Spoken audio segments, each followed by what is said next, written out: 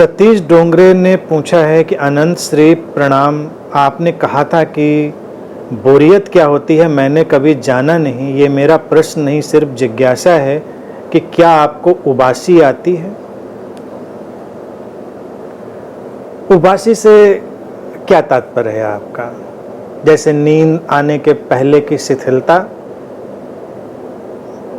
उसको उबासी कई लोग कहते हैं।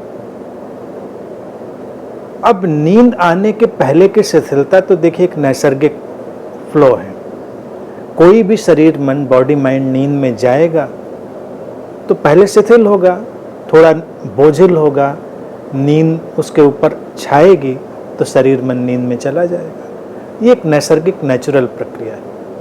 उबासी का अर्थ अगर ये है कि बैठे बैठे बस जमाइयाँ ले रहे हैं बिना बात के, तो ऐसा कुछ नहीं होता। देखिए, इस शरीर मन की जो संरचना है मैं तुमको बताऊं, वो बड़ी ही स्मूथ और स्पॉन्टेनियस है। इसमें प्लान करके, जानबूझ करके मैंने कभी कोई भी चीज़ नहीं डाली। जो हो रहा है सो हो रहा है। क्या अच्छा है और क्या बुरा है मैंने इसको एनालाइज भी नहीं किया। आँख खुलती है, शरीर जग जाता है, सक्रियता शुरू होती है, नींद आती है, शरीर सो जाता है, बात खत्म। रहा सवाल भूख और प्यास का, तो ये बॉडी माइंड कुछ ऐसा डिज़ाइन है कि मुझे उसका भी बहुत एहसास नहीं होता। मेरे आसपास के लोग अक्सर इस बात से परेशान भी रहते हैं। जो लोग प्रेम करते हैं उनको इस बात से तकलीफ बचपन से ही रही है कि मुझे कोई खास फर्क नहीं पड़ता। जैसे देखा जाए मेरी अंतिम प्रायोरिटी पे, लास्ट प्रायोरिटी पे खाना पानी रहता है। बचपन में जब मैं टीन एज तक था तो घर में बड़ा संघर्ष चलता था। मुझे समझ ही नहीं पड़ता था कि एक मन क्या होता है खाने का। घर में लोग कहें कि ये खाने का मन कर रहा है, मैं सोची मन क्या होता है, जो सामने आ जाता है खा लेते हैं। तो बड़े भाई मेरे थे, अक्सर हम लोगों का झगड़ा होता था। वो कहें कि तुम्हारी सारी बकवास मैं सुनता हूँ, लेकिन खाते तो हमेशा अच्छी चीज़ हो, कोई ख़राब चीज़ तो खा नहीं लेते तुम, और ऐसे मन नहीं करता। हमको पता नहीं मन क्या होता है, लेकिन जो अच्छी चीज़ है वही खाओगे, जो अच्छा कपड़ा है वही पहनोगे। ऐसे कहते हमें कोई मन ही नहीं है, जो आ गया सो पहन लिया।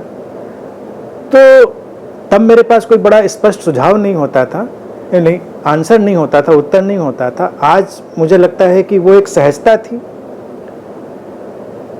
क्योंकि ये शरीर मन की एक प्रोग्रामिंग है कि जो बेस्ट है, सर्वोत्तम है, वो चुन लिया जाता है।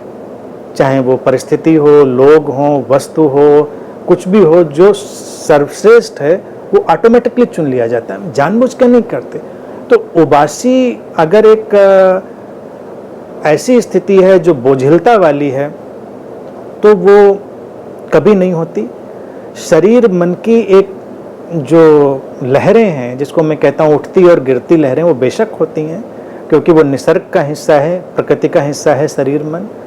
तो कभी शरीर बहुत ज़्यादा सक्रिय हो सकता है और कभी शरीर थोड़ा मंद हो सकता है।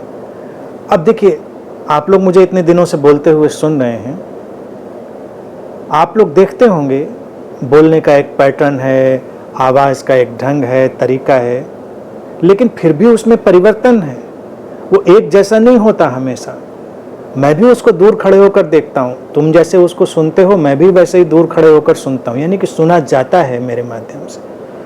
कभी बोलने का अलग प्रवाह है, कभी बोलने का अलग ढंग है।